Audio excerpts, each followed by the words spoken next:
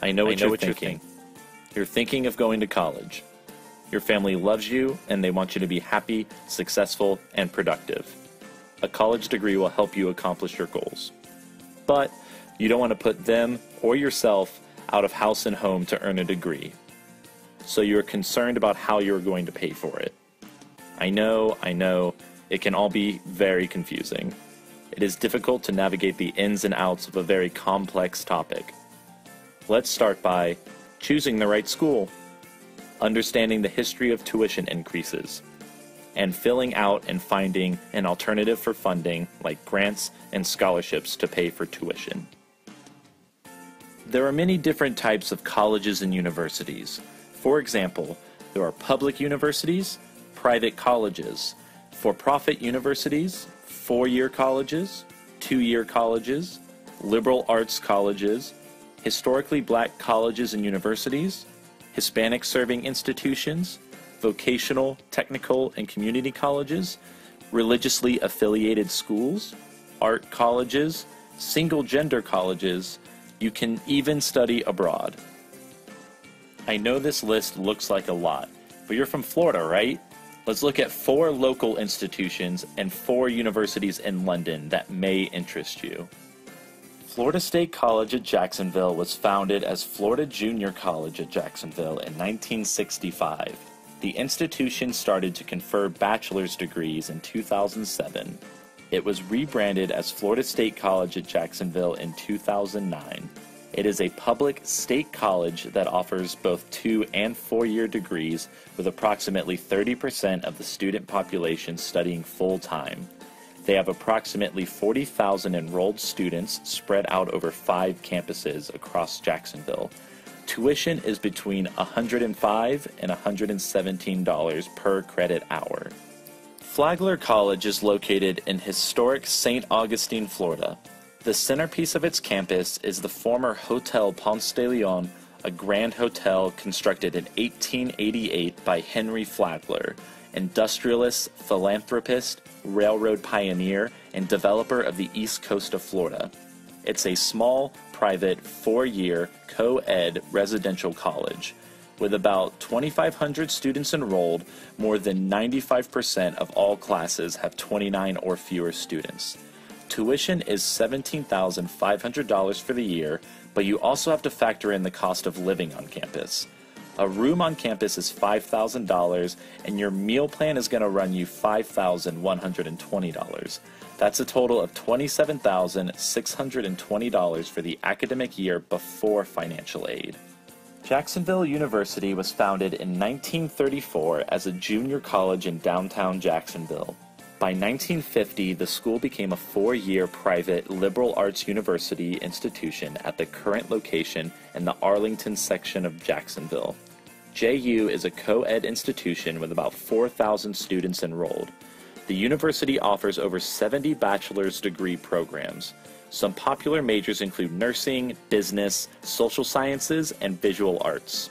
Tuition is $16,965 per semester. Total cost for an academic year, including room and board, is about $47,000.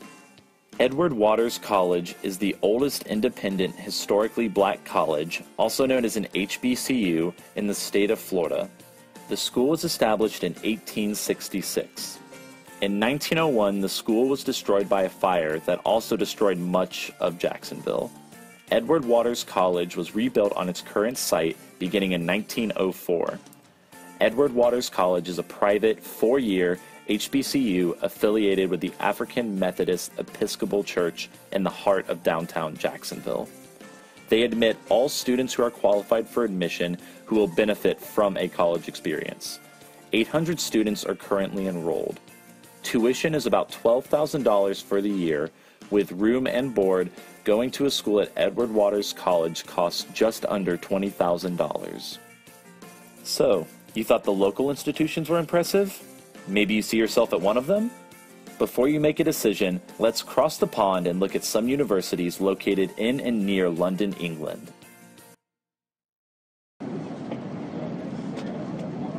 Ladies and gentlemen, the temperature is 50 degrees Fahrenheit, 10 degrees centigrade, and the local time is 1 o'clock in the afternoon. comfort and safety, please remain seated until the aircraft comes to a complete stop and the seatbelt sign has been switched off. Please make sure that you collect all your personal items and hand baggage. We do hope you've enjoyed your flight. Thank you for flying British Airways. Thank you. Goodbye.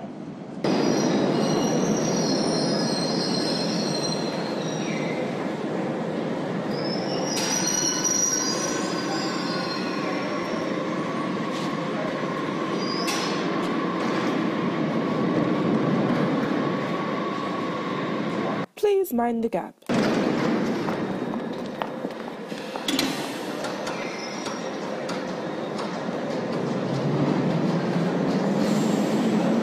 This is the Piccadilly line in service to Cockfosters.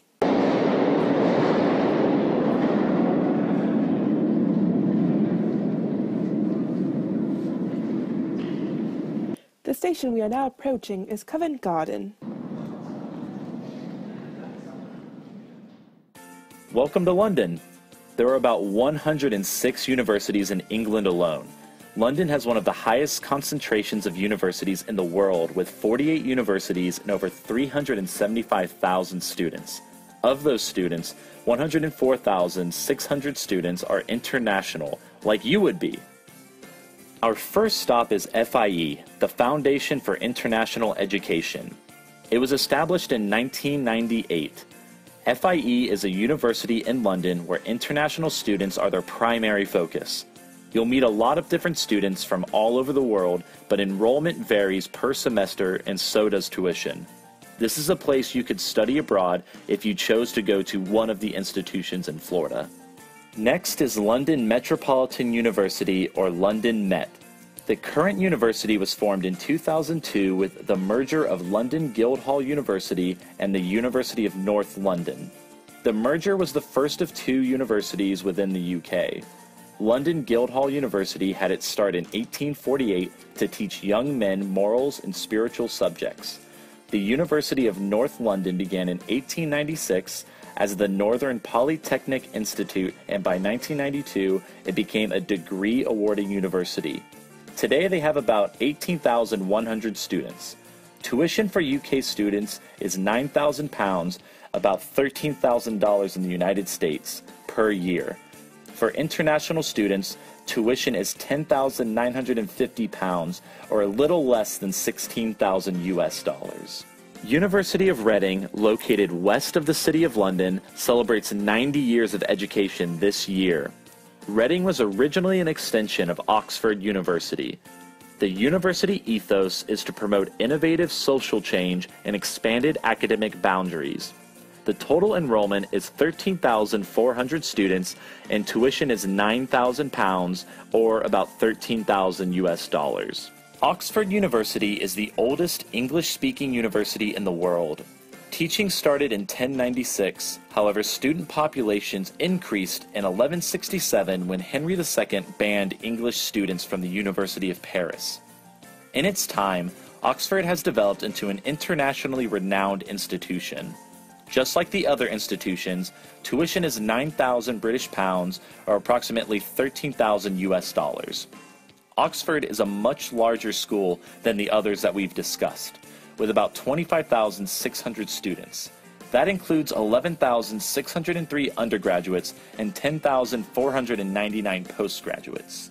The last institution we'll discuss is University of College London, also known as UCL.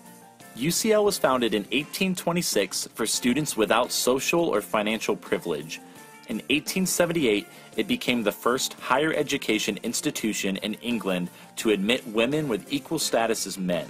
Today, they have 26,275 students enrolled, paying 9,000 British pounds or $13,000 US for tuition. Do you have a better idea of where you would like to go now? Great! Wait, what did you say? You heard public education is going to be free or debt-free after the upcoming election, and that it's free to go to universities in the UK? Oh, I hear you. I'm not going to get political on you, but let's understand the history behind student debt and why it's increasing each year. The idea of free public college is not new.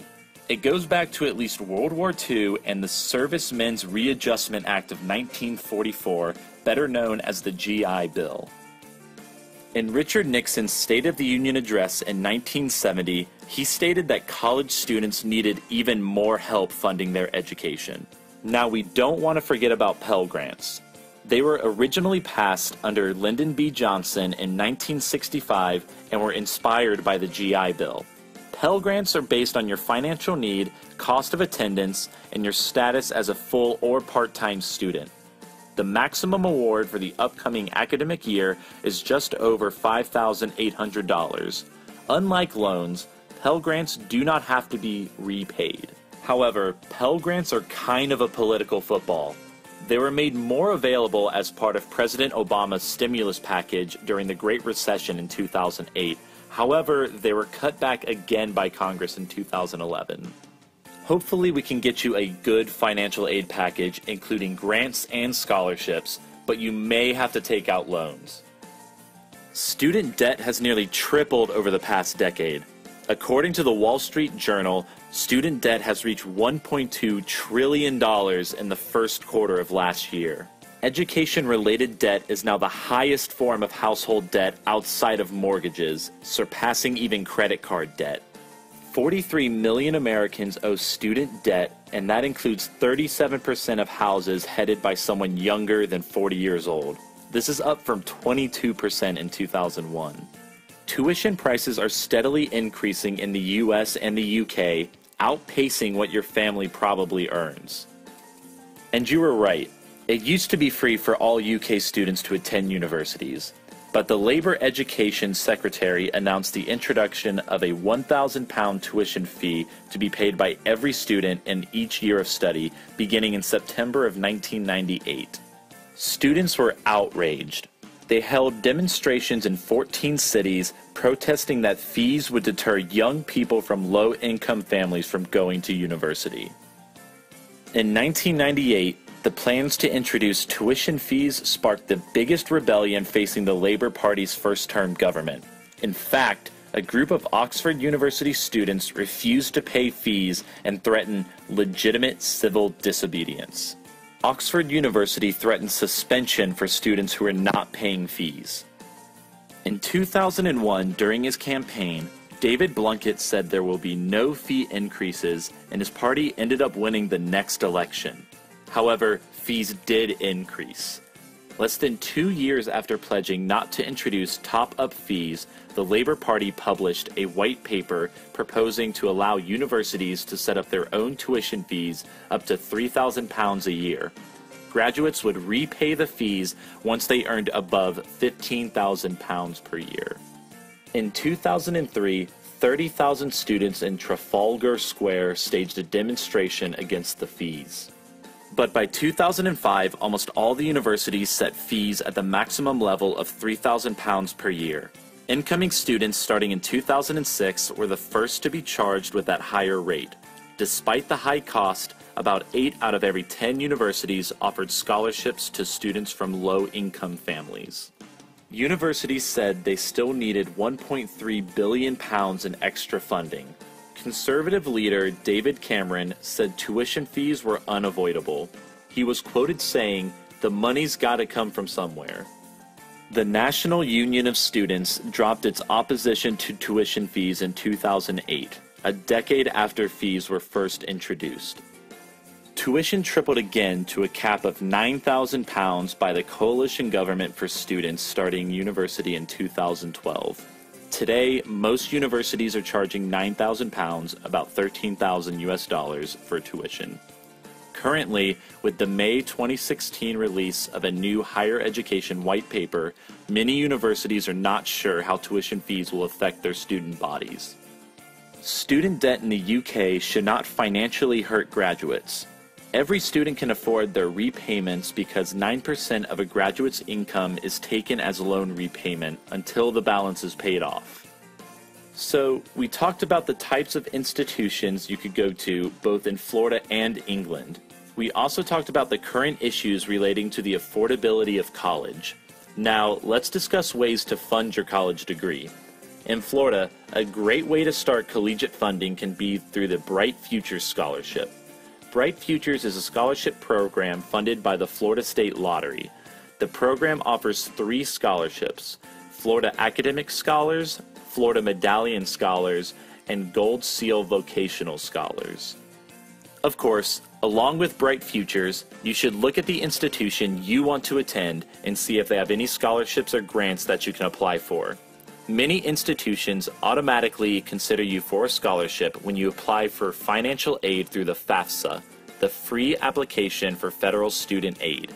Also, look into extracurricular groups to see if they have any scholarship foundations. And if that isn't enough, there are a few types of federal loans that have different interest rates. With proper planning and budgeting, you can take out loans that you can pay back in a reasonable amount of time. Wait, so you may want to study in England? That's great.